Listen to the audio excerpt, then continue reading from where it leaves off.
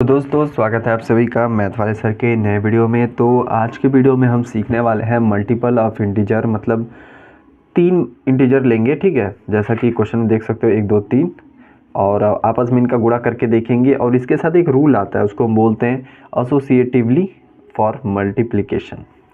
तो इसमें हम ये सीखेंगे कि एसोसिएटिवली जो लॉ होता है या फिर आप रूल बोल सकते हो कोई भी, तो उसको कैसे इसमें इम्प्लीमेंट किया जाता है। ठीक है, तो वही चीज़ यहाँ पे देखेंगे। तो उससे पहले मैं बताने से पहले आपको होल नंबर से एक एग्जांपल दे देता हूँ कि बेसिकली ये रूल कहता क्या है। ठीक है, तो मेरे पास एक पेज है, उसके हिसाब से समझते हैं। देखिए यहाँ पे जैसे मैं आपको बोल दूँ कि 2 गुणते 3 गुणते 5 करो, तो उसकी वैल्यू क्या होगी। तो आप बोलोगे 2 का गुणा 3 में करोगे तो 6, और 6 का फिर गुणा करेंगे 5 में, तो ये हो जाएगा 6 5 30। ठीक, अगर यही मैं आपको कहूँ कि आप इस तरह मुझे गुणा करके बताओ। अब मैंने यहाँ पे क्या किया, अब इसकी वैल्यू बताओ क्या आएगी।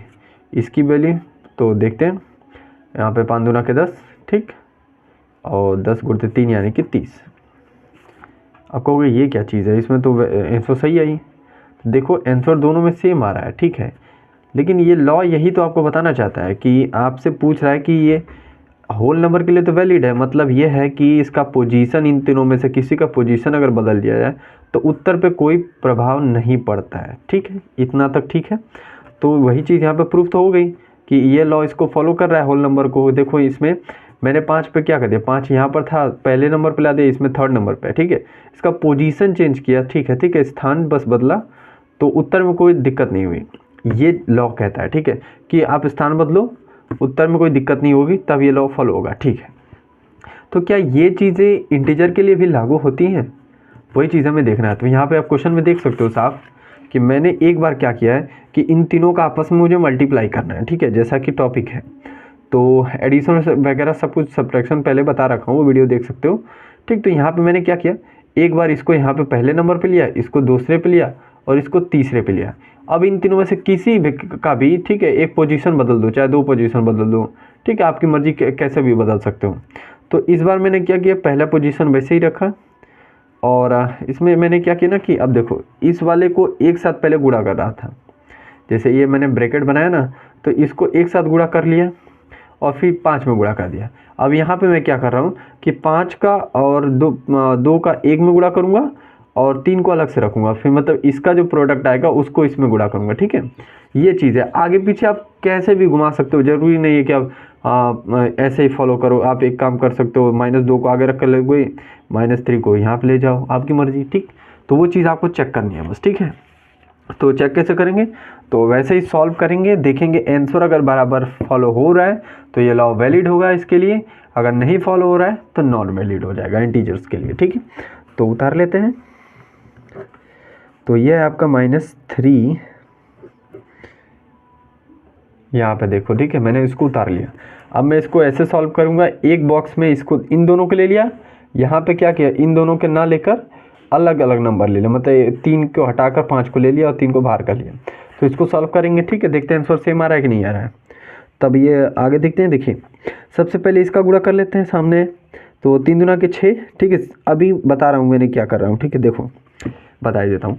देखो जब भी आप गुणा करोगे, ठीक है, इंटीजर्स का, तो साइन को पहले भूल जाओगे, साइन वगैरह ऐसी के ताम जाम मत सोचो साइन के बारे में, सीधा संख्याओं का पहले गुणा कर लो। तो 3 दूना के 6 लिख लिया। अब साइन की पारी। ठीक है, तो साइन में मैंने आपको बताया था कि जब भी आप माइनस का गुणा माइनस में करते हो, ठीक है, माइनस का गुणा माइनस में करते हो तो आपकी वैल्यू प्लस आती है, या फिर आप प्लस का गुणा प्लस में करते हो तो वैल्यू क्या आती है, प्लस ही आती है।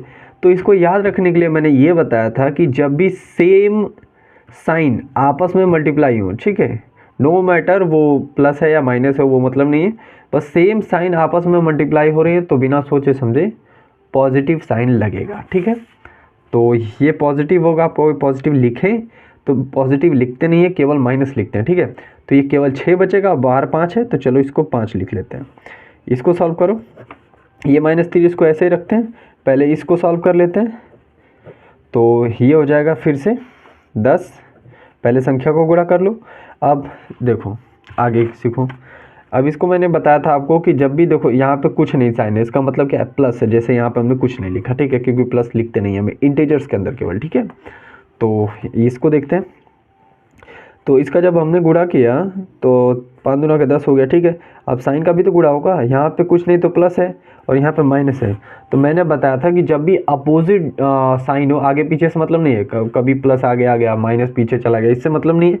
जब भी आपका माइनस गुणते प्लस हो या फिर प्लस गुणते माइनस हो, तब हमेशा वैल्यू क्या होती है, माइनस ही होती है, ठीक है। तो याद ऐसे रख सकते हो, जब आपका सेम साइन हो तो आप प्लस लिखेंगे साइन, अगर डिफरेंट साइन हो गया तो माइनस, ठीक। तो माइनस लगाते हैं, प्लस नहीं लगाते हैं, तो यहाँ पे माइनस लगा दिया, ठीक है। अब इसको सॉल्व करके देखो, ठीक। इसको सॉल्व करते हैं तो ये हो जाएगा 5 6 30 हो गया ये, और ये कितना होगा, और ये हो जाएगा आपका 30। अब देखो साइन का गुणा, तो मैंने फिर पहले बताया आपको कि माइनस और माइनस का जब भी गुणा करते हैं तो प्लस हो जाता है, प्लस हम लिखते नहीं है, तो इसलिए केवल 30 बचेगा, ठीक है। यहाँ फॉर्मूला देखो, मैंने अभी बताया ना आपको, कहाँ गया, माइनस और माइनस का गुणा करते हैं तो प्लस आता है, ठीक। तो यही तो हमने किया, माइनस और माइनस का गुणा हुआ तो प्लस आता है, लेकिन प्लस लिखते नहीं, सिंगल जब इंटीजर लिखते हैं तो, ठीक है। तो यहाँ पे आप देख सकते हो दोनों, बिल्कुल दोनों सेम आंसर आ रहा है, कोई दिक्कत नहीं हो रहा। हमें अगर इन तीनों में से किसी का भी पोजीशन बदल रहे हैं तो हम ये कह सकते हैं कि एसोसिएटिवली फॉर मल्टीप्लिकेशन लॉ जो है फॉलो हो रहा है या फिर वैलिड है for integers 3 multiply in each other, ठीक है। तो यही आपका क्वेश्चन था और यही आपका सोल्यूशन होगा। तो आशा करता हूँ आपको समझ में आया होगा। तो मिलते हैं अगले वीडियो में, तब तक के लिए पढ़ते रहिए।